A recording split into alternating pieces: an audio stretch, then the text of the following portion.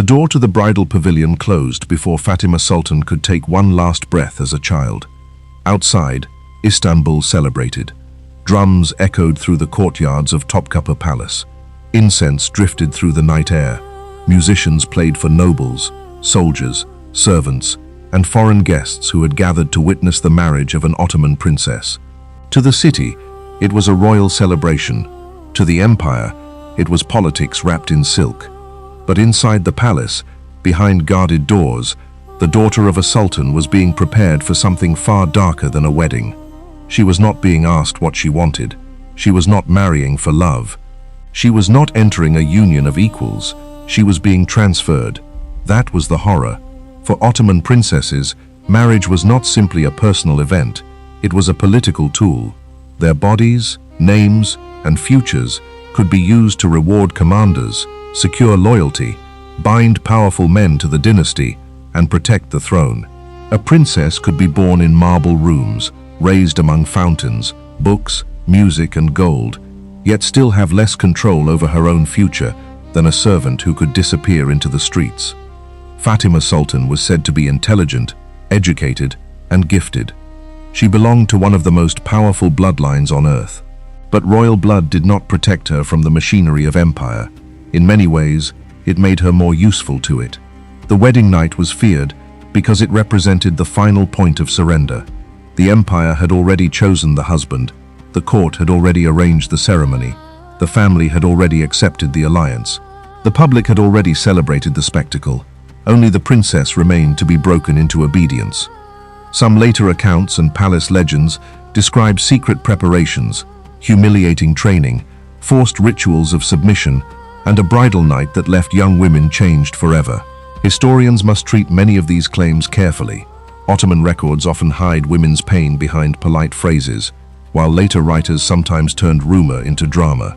We cannot know every detail with certainty, but the fear these stories preserve is clear. Ottoman princesses lived inside a world where grandeur could become a cage, where silk could hide control, where marriage could function as statecraft, and where a daughter of the dynasty could be sacrificed without ever being called a victim. If you are drawn to the darker corners of history, subscribe to Grimmer History and help us reach 45,000 subscribers. Every story here uncovers what the past tried to hide behind power, ceremony, and silence. Tonight, we enter Topkapı Palace, not through the golden gate shown to ambassadors, but through the quiet corridors where royal daughters learned the truth. They were born above almost everyone. But when politics demanded it, even a princess could be handed away. Topkapı Palace did not look like a prison from the outside. It rose above Istanbul, like the center of the world. From its terraces, the sultans could look across the Bosphorus, the Golden Horn, and the city that had once been Constantinople.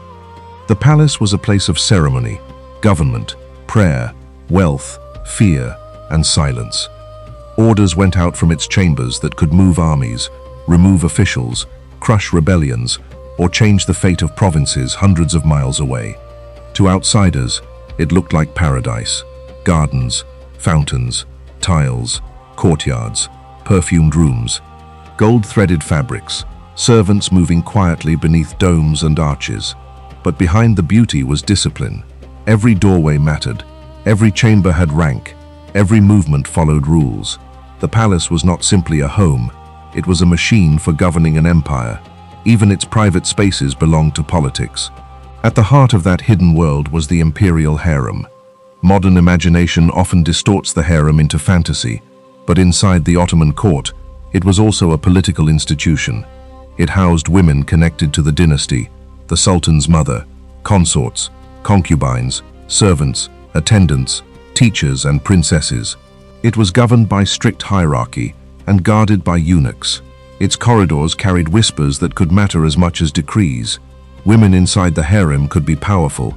Some became mothers of sultans. Some shaped appointments. Some influenced policy. Some built mosques, endowed charities, and guided networks of loyalty. The period, often called the Sultanate of Women, showed that palace women could wield real authority. But power inside the harem was uneven. A concubine who became the mother of a future sultan could rise to extraordinary influence. A royal mother could command fear. a favored woman could shape court politics.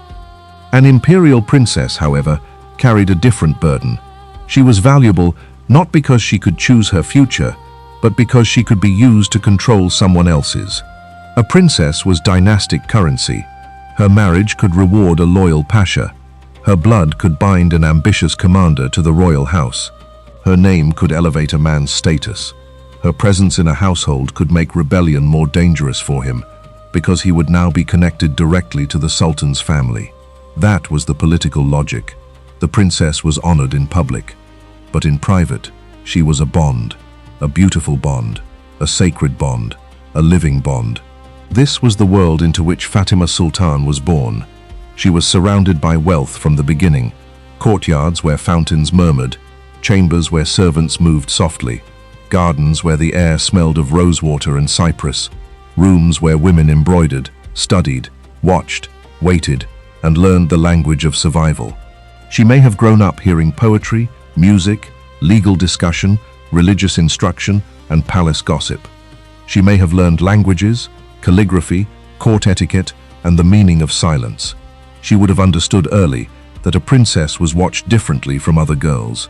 Every gesture mattered, every word could travel, every friendship could be interpreted, every future belonged to the dynasty. A peasant girl might fear poverty, a merchant's daughter might fear an unwanted match, but an Ottoman princess feared something more polished, a destiny announced with drums, a fate written as honor, a marriage celebrated by thousands, even if the bride herself felt the ground vanish beneath her. Fatima Sultan did not have to be hated to be sacrificed. That is the cold genius of dynastic politics. The system did not need to despise her. It could praise her while using her. It could call her noble, blessed, honored, and precious, while arranging a future she could not refuse. That is how power often works around royal women. It does not always break them with open cruelty. Sometimes it wraps control in ceremony. Fatima's marriage was arranged not as a love story, but as strategy. The man chosen for her was not selected because she had dreamed of him. He was selected because the empire had reasons. He had rank, ambition, usefulness, loyalty to be secured, power to be rewarded, or influence to be drawn closer to the throne. This was not unusual. Across empires, royal daughters were often used as living treaties. European princesses were sent across borders to secure alliances. Chinese, Persian, Russian, and Ottoman royal women could be married according to politics rather than desire. Their weddings were public statements. Their private lives became the cost of diplomacy. But in the Ottoman court, the daughter of a sultan occupied an especially complicated position. She was above almost every man by blood, yet marriage could place her inside a household governed by expectations she did not choose. She carried imperial prestige, but she also carried imperial obligation. She was not free to say no, in the way a modern viewer understands refusal. A royal daughter's obedience was tied to family, dynasty, religion, court politics, and survival. To resist a marriage chosen by the palace would not be treated as personal fear. It could be treated as defiance of order. That made resistance almost impossible, not because there were no doors, but because every door opened into disgrace. In the weeks before the wedding, Fatima's world narrowed. The palace that had once seemed vast became a series of controlled spaces. Her attendants watched more closely. Instructions multiplied. Her clothing, meals, movements, prayers, and lessons became part of preparation. Every hour reminded her that the public ceremony was approaching and that nothing in her own life could stop it. Some later traditions describe a harsh system of bridal instruction, where young princesses were trained in obedience, silence, and submission before marriage. The details are difficult to prove. They survive more as whispers, moral stories, and later claims than as clear official documentation. But the existence of such legends reveals something important. People imagined the princess's wedding not as freedom, but as fear. They believed there was something behind the ceremony that the palace did not want openly described. Fatima's preparation would have included ordinary court rituals, bathing, dressing, instruction, etiquette, religious observance, and ceremonial isolation. But even ordinary rituals can become oppressive when the person inside them has no choice. A bath can become control, a gown can become restraint, a lesson can become submission, a prayer can become obedience rehearsed aloud. The palace did not need to strike her to claim her future. It only needed to keep moving. The seamstresses worked, the attendants prepared, the musicians rehearsed, the kitchens filled with activity, the pashas gathered, the city waited. And Fatima, still young, still human beneath the jewels, moved closer to the night everyone celebrated and she feared. The day of the wedding arrived with splendor. From dawn, Istanbul stirred with celebration. The palace courtyards filled with movement. Servants carried trays. Musicians tuned instruments. Incense thickened the air. Drums rolled through stone corridors. Janissaries and officials took their places. Guests arrived in layers of rank and expectation. Everywhere, there was beauty. And that beauty was part of the horror, because beauty can make control harder to see. A royal wedding was meant to dazzle. It told the empire that the dynasty was strong, generous, fertile, orderly, and blessed. It showed that the sultan could reward loyalty and command ceremony on a scale ordinary people could only imagine. The public saw silk. The bride felt the weight. Fatima was dressed in garments heavy with meaning. Fine fabric, embroidery, jewels, layers of ceremonial beauty that transformed her into a living emblem of the dynasty. To the guests, she may have looked like privilege itself, a daughter of the Ottoman house, a princess beyond ordinary suffering. A figure born into the kind of splendor others could only dream of. But a woman can be covered in gold and still be powerless. That is the central contradiction of her story. Her body moved through celebration, while her will had almost no place in it. The music continued. The court watched. The empire congratulated itself. But inside Fatima, fear rose. Later storytellers described signs of distress: trembling, silence, exhaustion, refusal of food or drink, a spirit sinking into resignation. Whether every detail is exact or not, the image is painfully believable. A young woman raised under strict control, given into a political marriage, surrounded by ceremony, and expected to perform obedience before an entire court would have had little space for honest fear. The palace had a language for everything, except her refusal. When evening came, the celebration shifted. The public part of the wedding began to recede. Guests withdrew. Music softened in the distance. Courtyards emptied. Lamps burned lower. Behind palace walls, the bride was led toward the space where ceremony became private duty. This was the threshold Ottoman princesses feared. Not because every detail can be known, not because every legend can be proven, but because the meaning of the night was clear. The marriage had to be completed. The alliance had to become real. The princess had to pass from ceremonial daughter to political wife. For the empire, it was continuity. For Fatima, it was surrender. The bridal pavilion stood apart from ordinary life. It may have been decorated for beauty, purity, and union, but to a frightened bride, beauty could feel like a mask. The polished floors, perfumed air, embroidered curtains, and guarded doors did not soften the truth. There was no way back. Attendants prepared her. They may have spoken gently.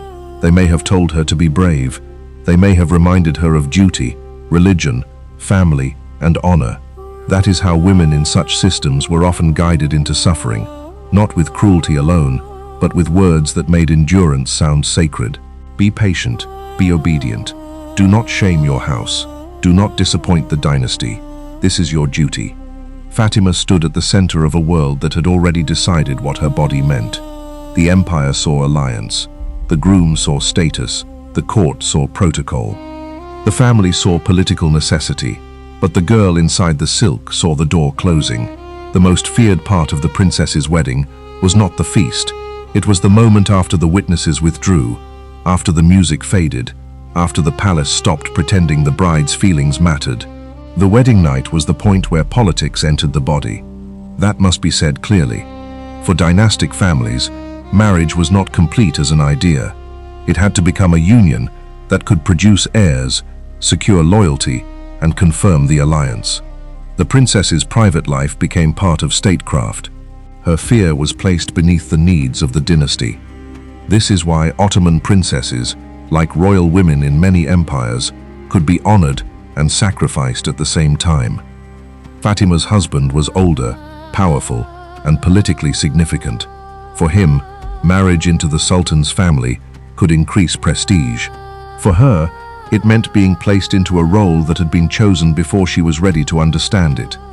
Later accounts describe the night as devastating, a moment that broke something in her permanently. The more dramatic versions speak of secret rituals, controlled preparations, and physical and mental collapse. These claims must be treated cautiously. Official court records rarely preserve the emotional suffering of royal women, and later writers often filled silence with rumor. But silence does not mean there was no suffering. It often means suffering was not considered important enough to record. What can be said safely is this: the wedding night represented the final loss of control for a young princess whose marriage had been arranged for power. She could not choose the husband. She could not choose the timing. She could not choose the political purpose. She could not choose what the court expected afterward. And if she suffered, the system had little reason to listen. That is the horror. The room did not need monsters to be terrifying. It only needed duty. Duty can be merciless when it is used against someone with no power to refuse. Fatima endured the night inside a structure built before she was born. Her fear belonged to her, but the consequences belonged to the empire. If she resisted, she risked shame. If she collapsed, the palace would manage the story. If she survived, she would be expected to appear at ceremonies as if nothing had been taken from her. The next morning, the palace did what palaces do. It continued. Servants moved. Orders were given. Officials spoke. The marriage existed. The alliance held. No public chronicle needed to describe the bride's terror. The empire had no use for that detail. But inside Fatima, something had changed. The brilliant girl who had once studied, listened, debated, and lived with some inner brightness seemed, in later memory, to fade. Stories described silence, loss of appetite, sudden tears, fear around men, and a withdrawal from the life she had once known. We must be cautious with retrospective diagnosis, but the pattern is recognizable as trauma. The wedding did not merely join two houses. It altered a human being, and the empire called it success. The cruelest part of such a marriage was that the morning after did not bring freedom. It brought performance. Fatima still had to live. She had to appear as a wife. She had to stand at ceremonies. She had to wear jewels. She had to receive greetings. She had to be seen as proof that the dynasty's decision had been wise. This is one of the most painful truths in the lives of royal women used for politics. After private suffering, public composure was demanded. The court did not want her wound. It wanted her image. If she became quiet, the palace could call it modesty. If she withdrew, it could call it dignity. If she wept, it could be hidden. If she fell ill, it could be recorded as fever, melancholy, weakness, or the mystery of women's bodies. The system had many words for symptoms, few words for injustice. Fatima's story, as preserved through later accounts and palace memory, becomes the story of a woman whose public life continued while her inner world narrowed. Books remained unopened. Music lost meaning. Conversation faded. The girl who had once belonged to thought and language became a figure of ceremony, adorned, visible, absent. Her husband, too, was trapped in a political role, though with far more power. He had been rewarded with marriage into the dynasty. His status rose. His alliance with the palace strengthened. But later stories suggest distance, unease, or withdrawal in the marriage. Whether from guilt, politics, personal coldness, or simple indifference, the result was the same for Fatima. She remained inside the role. The empire had no reason to undo what had served its purpose. Children could be born, banquets could be held, titles could be used, letters could be written, but the inner life of the princess remained mostly outside the record. That absence matters. Official histories often record marriages as dates, names, alliances, dowries, children, and titles. They rarely record the moment a girl stopped speaking freely. They rarely record the fear before the door closed. They rarely record the mother who watched and could not save her. They rarely record the servant who noticed that laughter had vanished. Power records what power values. And power valued the alliance, not the wound. Fatima's story opens a wider door. She was not the only princess whose life was shaped by dynastic necessity. Across Ottoman history, daughters of the royal house were married into powerful households. Some gained influence, some managed wealth. Some patronized architecture and charity. Some became respected figures. It would be false to say every imperial princess was only a victim, but it would be equally false to ignore the system that limited them. Their lives were not their own in the way modern freedom imagines. Their marriages could be tools of state. Their bodies carried dynastic meaning. Their households became political extensions of the palace. Their obedience could be framed as service to God, family, and empire. Some princesses may have navigated this world with intelligence and power. Others may have been crushed by it. The records are uneven. Some names survive only in marriage lists. Some appear in charitable endowments. Some are remembered because of their husbands. Some vanish behind polite phrases: illness, seclusion, withdrawal, death.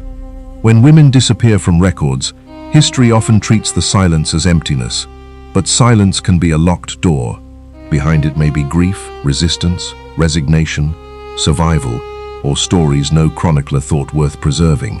Later legends about Ottoman princesses, secret messages, hidden suffering, unwanted marriages, women seeking escape, women disappearing into illness or silence, may not all be literal fact, but they reveal a truth about how people understood the palace. They imagined it as beautiful and dangerous. They imagined royal daughters as privileged and trapped.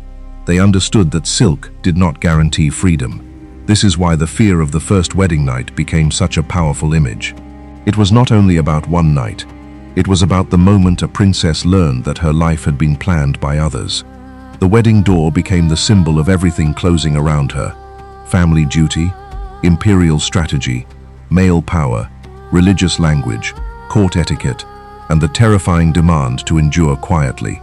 That is why the story survives, not because every whispered detail can be proven, but because the fear itself tells the truth. Empires prefer beautiful records. They preserve victories, architecture, treaties, ceremonies, and royal generosity. They describe weddings in language of splendor. They name the guests, the gifts, the processions, the fabrics, the music, the food, the prayers, the blessings. They do not linger on the bride's fear. That is what history tried to hide. Not always by conspiracy, often by habit. A chronicler, writing for a court, did not exist to expose the emotional cost of dynasty. He existed to preserve order, praise legitimacy, and shape memory in ways useful to power. The suffering of women could be softened into modesty. Silence could be described as virtue. Obedience could be written as honor. Collapse could be renamed illness. The language of power is very good at making pain disappear. Fatima Sultan's story survives in a difficult space between history and rumor. The broad system is real. Ottoman princesses could be married for political purposes, their futures shaped by dynastic needs. The palace world was hierarchical, controlled, and deeply tied to ceremony. Women of the dynasty lived within structures that could give them influence, but also restrict their choices. The more extreme details must be handled carefully, but the moral center does not depend on proving every whisper. The moral center is this: a princess could be celebrated by an empire and still be denied authority over the most intimate parts of her life. That is enough. That is the darkness behind the gold. We do not need to invent cruelty when the system itself is already cruel.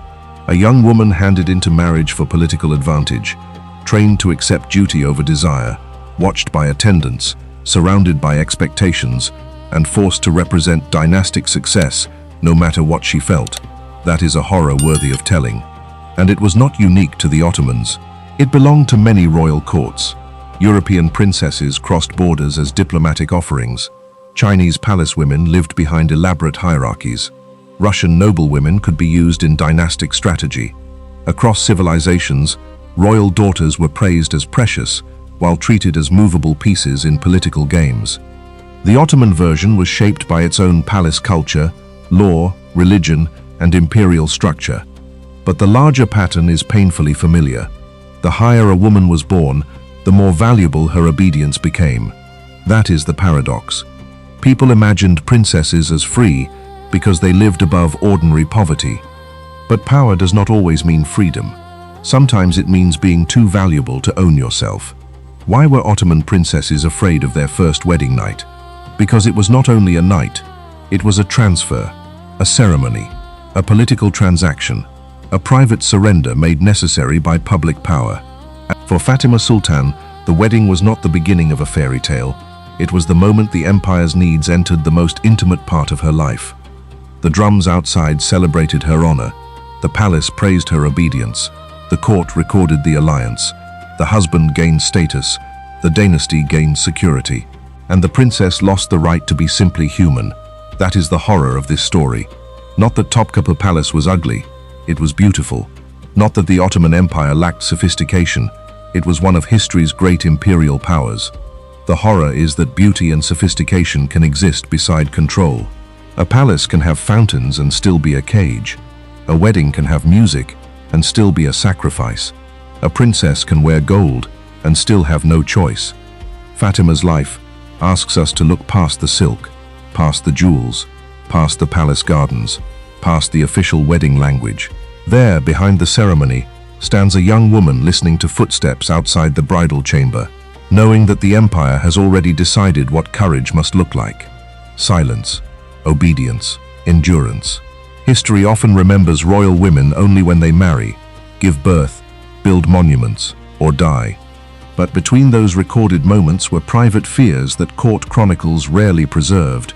The fear before the door closed, the breath held beneath the veil, the mother who could not protect her daughter, the servants who saw too much, the princess who learned that being born above others did not mean being free. That is why this story matters. It reveals the hidden cost of dynastic glory. It warns us that power can turn even its daughters into instruments. It reminds us that oppression does not always wear chains. Sometimes it wears pearls. Sometimes it smells of rosewater. Sometimes it comes with music, lamps, prayers, and the applause of a city that thinks it is witnessing honor. But the girl inside the ceremony knows the truth. The empire is not celebrating her freedom, it is celebrating her surrender. And in the silence after the drums fade, that is the sound history tried hardest not to hear.